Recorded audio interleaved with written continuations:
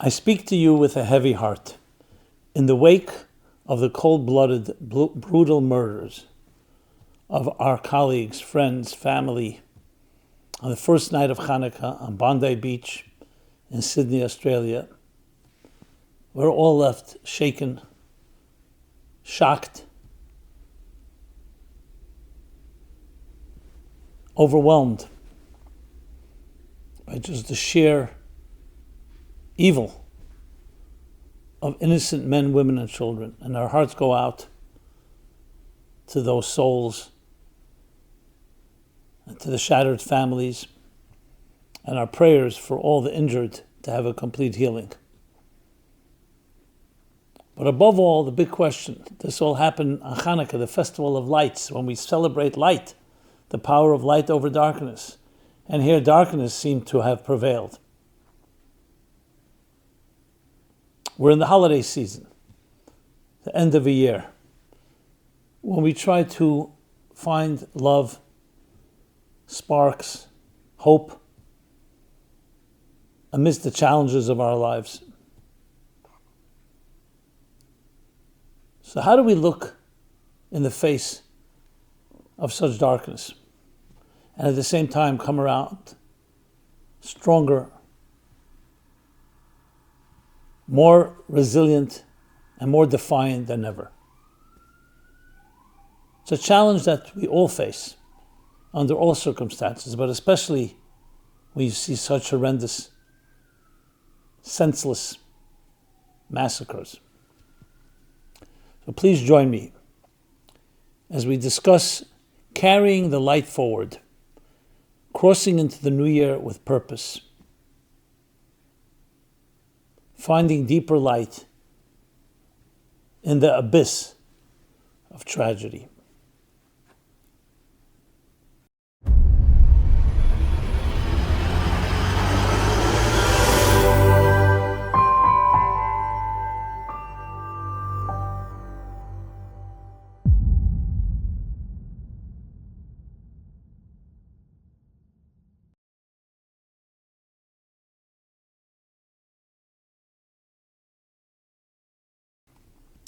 Hi, this is Simon Jacobson, and we will be speaking about finding deeper light in the abyss of tragedy in wake of the brutal, cold-blooded massacres that happened in Sydney, Australia, the first night of Hanukkah. 15 innocent men, women, and children ripped away from us by terrorists. Carrying the light forward, crossing into the new year with purpose. This program is dedicated to the holy martyrs whose lives were taken so prematurely in such a horrible way, such a devastating way. It's dedicated to those that are injured, that they should have a complete and speedy recovery, and dedicated to the families, that they some way be comforted, find strength and guidance and direction in these difficult times. But it's also dedicated to all of us.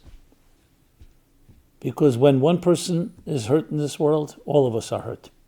We're part of one larger organism, whether we feel it or not. So as such, the big question that arises is,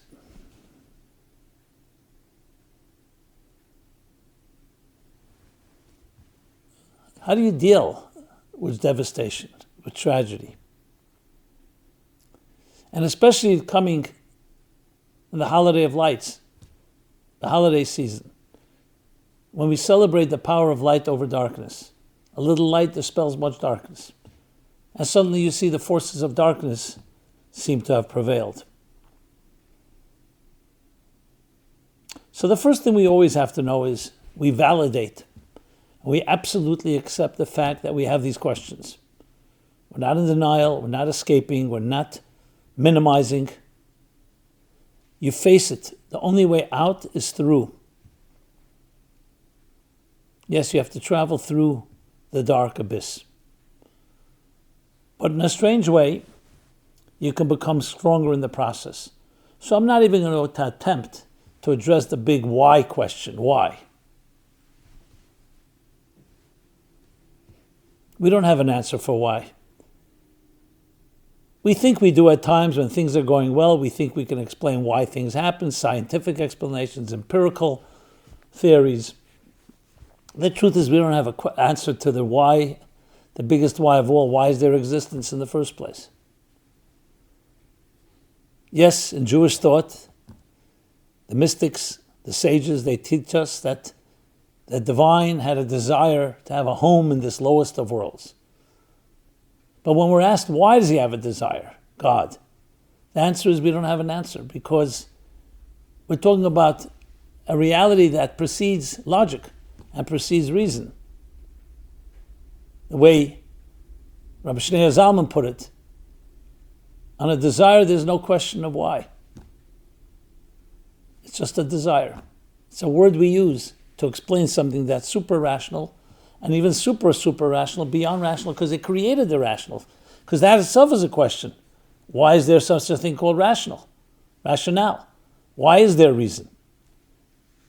And we all know that the axiom, today it's already been proven, even in science. Gödel proved even in mathematics, which was considered the pure science, everything is provable, that no, there are axioms in mathematics that are not provable. And Heisenberg demonstrated through the uncertainty principle that on the quantum level, there are fundamental facts that are impossible to predict, not because of lack of data, but because it's a fundamental state of probability, an indeterministic state. And Karl Popper, the philosopher of science, has also demonstrated that at the end of the day, all logic has to begin with axioms that are not provable. They're just accepted. So, for example, the statement, as he puts it, that a scientific theory has to be not just proven, but also be able to be disproven, which tells you that even though we have excellent theories, but it's never absolute. And he gives the example, actually, that God exists is not a scientific statement because you can't disprove it. So there are axioms that we accept. And as such, to try to explain anything really is ultimately impossible, because it always begins after the axiom, but especially tragedy, especially things that shake us up, things that completely overwhelm and we cannot fathom. And it shouldn't be a surprise. Since when is logic the final arbiter? As powerful as the mind is, it still has its parameters, it has its rules. And there are things that are beyond the mind that we cannot fully contain. And that's part of the ultimate answer. So the answer is not, we're not looking for why these things happen. We look at what can we do about it? How do we forge ahead? How do we not allow it to shape and define us? How do we not allow it to break us, cause us to be bitter and angry? How do we channel it into something greater? And that indeed is the message of Hanukkah. So at the same time that we have this great question, why? Especially in a festival of light where light is supposed to dominate over darkness. Love over hate. So sometimes the question lies in the answer lies, I should say, in the very question itself. That there is something that is indestructible in the human spirit, and it's most mirrored and reflected in light. What's the story of Hanukkah? Which is really a universal story for all of us, an extremely empowering one. That the Greeks of old, who found a problem actually with the super-rational faith of the Jewish people, they had no problem with the philosophy, they had no problem with a moral system, they had a problem with the divinity of it. Why are you calling it sacred? Why are you calling it holy, transcendent? It's human logic. Humans have come up with deep philosophies, with a solid moral system. But the idea that you're connecting it to something divine, something beyond, that was their problem. No problem with having it as a human construct. And indeed, they demonstrated their their opposition, or I would say even stronger than that, their aggressive opposition to those beliefs by desecrating the Holy Temple. The Holy Temple was known for its holiness, for its sanctity, something beyond human. It was a pure place, an innocent place.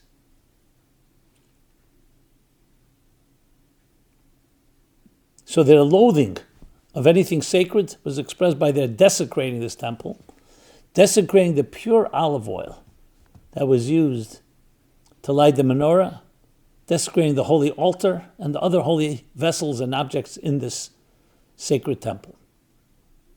That was their war. They weren't interested in killing Jews, like Haman or the Hitler and the Nazis.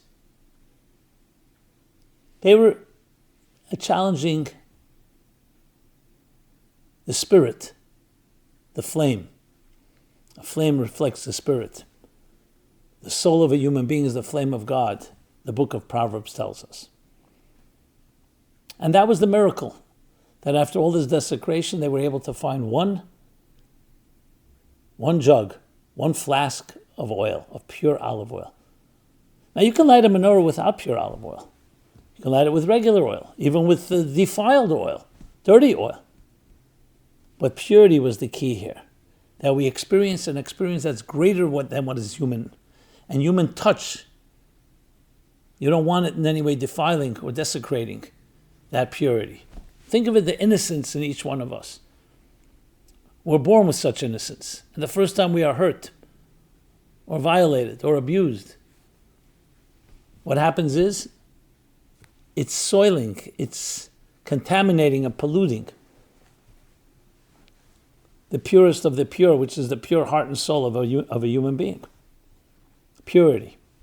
And they lit the menorah with this pure olive oil, and it burned for 8 days until they were able to procure and produce more oil. The lesson that even in the darkest of the dark, and even when human beings who think that they are superior desecrate your life, there's always a flask of oil somewhere. The purity, the pilot flame never goes out. And indeed, it burns for 1 day, for an entire cycle of 7, and goes to 8 days. 8 days of Hanukkah is a transcendent energy. So it's actually the darkness that brings out the deepest light. Why do we need the darkness? Again, the why I cannot answer. But what we learn from it is, and we see this, that which doesn't kill you makes you stronger. In the words of the Bible, when it talks about the horrible first Holocaust of all in Egypt, the bondage and slavery and genocide on a mass scale. So we're told, as they were afflicted, as they were oppressed, in direct proportion to that, they thrived, they flourished, they blossomed. And to use the analogy of oil, as the Talmud puts it, an olive does not produce oil until you press it. It's pressure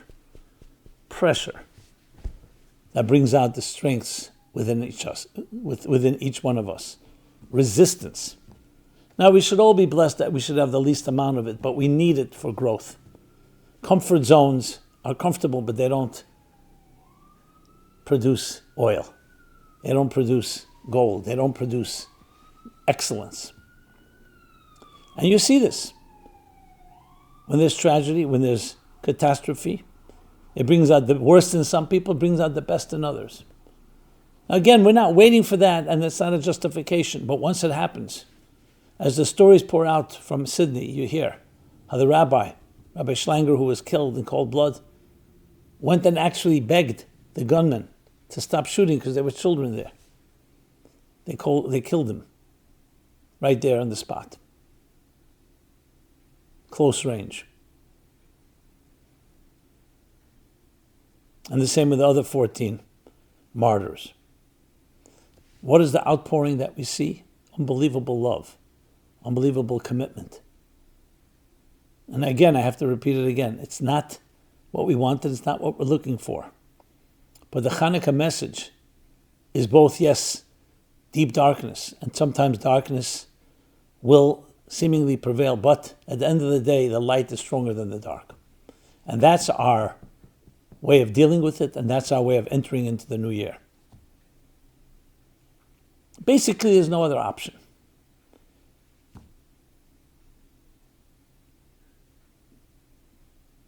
The other option is to sink, is to surrender, to resign, and that's not an option. And that is the power of the human spirit. Does it make sense? Not always.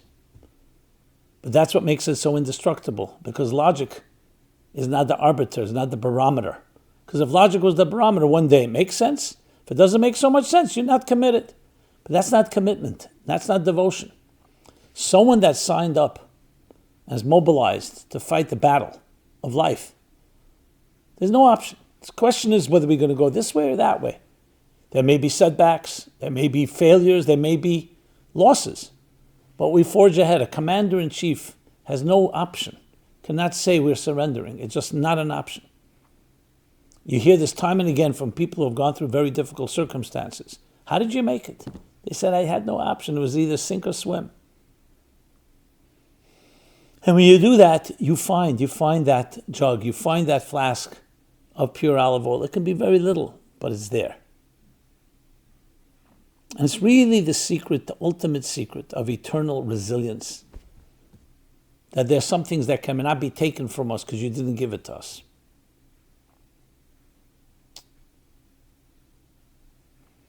I had met one of the hostages that was released a little while ago, the last 20 hostages in Gaza.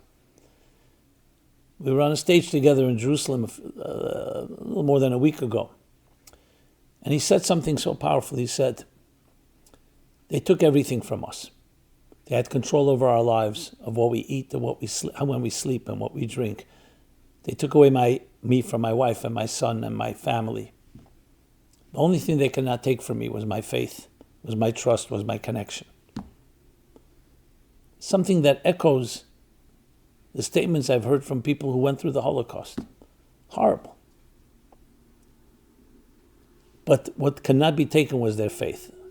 And they went with that on their lips, in their prayers, in their songs. And you would think it doesn't make any sense.